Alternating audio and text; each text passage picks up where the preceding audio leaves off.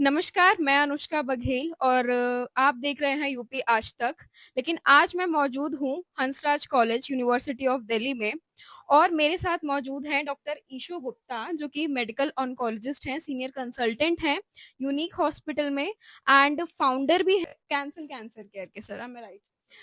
तो आज हंसराज कॉलेज में आने का जो पर्पस था वो ये था कि आज है 4 फरवरी और the world cancer day is being celebrated today to support cancer survivors. And यहाँ पे आके जो बच्चे हैं जो ग्रेजुएशन में हैं उनको उन्होंने कैंसर अवेयरनेस का एक सेशन दिया जिसमें कि उन्होंने कई तरीके की बातें शेयर करी। तो ये जो इंटरव्यू है ये आप दर्शकों के लिए है कि आपको भी वो चीजें पता होनी चाहिए that he is sharing with the students and teachers here. So नमस्कार सर।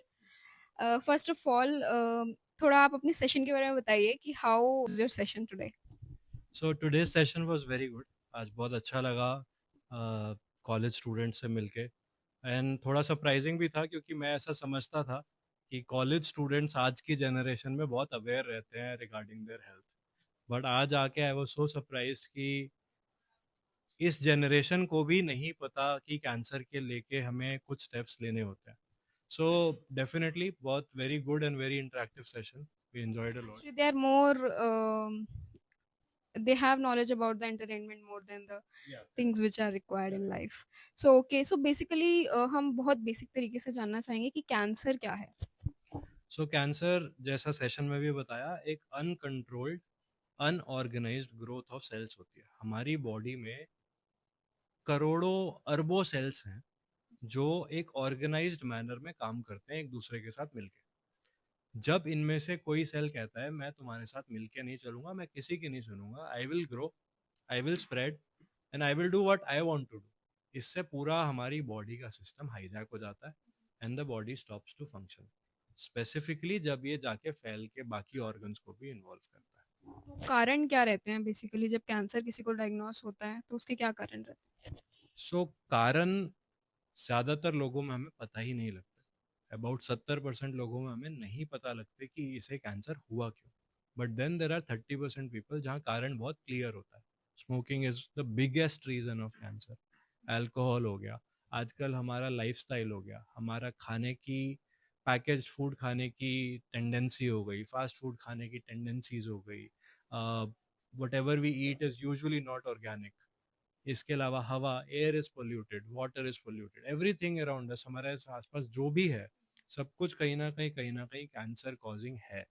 तो इसीलिए हमें और ज़्यादा पता होना चाहिए कि कैंसर हमें हो सकता है और इससे हम बचने के लिए क्या क्या कर हैं? सकते थोड़ा सा आप जल्दी से, आपके पास टाइम की काफी कमी है तो मैं ये जानना चाहूंगी कि ट्रीटमेंट क्या है अगर आप। हैं।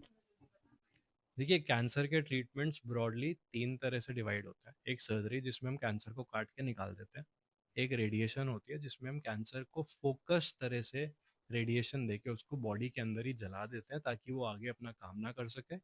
और लास्टली सिस्टमिक ट्रीटमेंट, यानी दवाइयाँ जो हम चाहे टैबलेट की तरह दें चाहे इंजेक्शन की तरह दें। इसमें आ जाती है कीमोथेरेपी, इम्यूनोथेरेपी, टारगेटेड थेरेपी।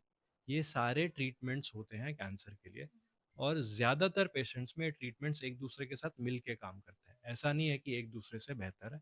हर पेशेंट को जिसकी ज़रूरत है उसको वही दिया जा सकता है। और अगर हम कैंसर ट्रीटमेंट के एडवांसमेंट्स की बात करें तो क्या एडवांसमेंट्स आए हैं?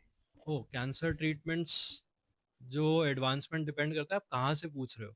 अगर हम स्टार्टिंग से बात करेंगे तो दिस इज 1880s जब कैंसर ट्रीटमेंट्स वर स्टार्टेड। और आज के दिन तो ये तो उतना फर्क है जितना कि चलने में और मून पे जाने में फर्क है। So the advancements have increased. अब इम्यूनोथेरेपी है, टारगेटेड थेरेपीज हैं, कार टी सेल थेरेपीज हैं, जो कैंसर ट्रीटमेंट्स को बहुत प्रिसाइज बना देती हैं, उसके साइड इफेक्ट्स को बहुत ज़्यादा कम कर देती हैं और बहुत ज़्यादा ही उन ट्रीटमेंट्स को इफेक्टिव बना देती है। So we are also evolving, आगे आगे चल के ट्रीटमेंट्स बेहतर भी होते जा रहे हैं हर दिन। But we have reached a long way. जैसा कि आपने कहा कि बच्चे अभी अवेयर नहीं हैं वैक्सीनेशन के बारे में, तो थोड़ा सा आप बताएंगे कि रोल ऑफ वैक्सीनेशन क्या है कैंसर में। कैंसर में जी 2 वैक्सीन होती हैं जो हम सबको लगी होनी चाहिए।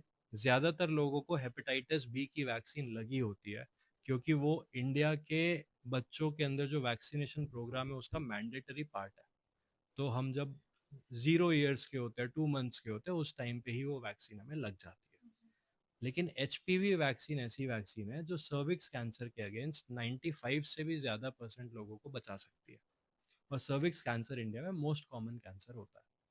सिंपल वैक्सीन है, सस्ती भी है, साइड इफेक्ट भी नहीं है और इफेक्टिव भी है। सभी को, जो specially girls starting from the age of 9 years till 26 years should get this vaccine. बहुत बहुत थैंक यू, आपने इतनी सारी नॉलेज हमारे साथ शेयर करी। एंड एट द एंड क्या मैसेज आप हमारे दर्शकों को देना चाहेंगे?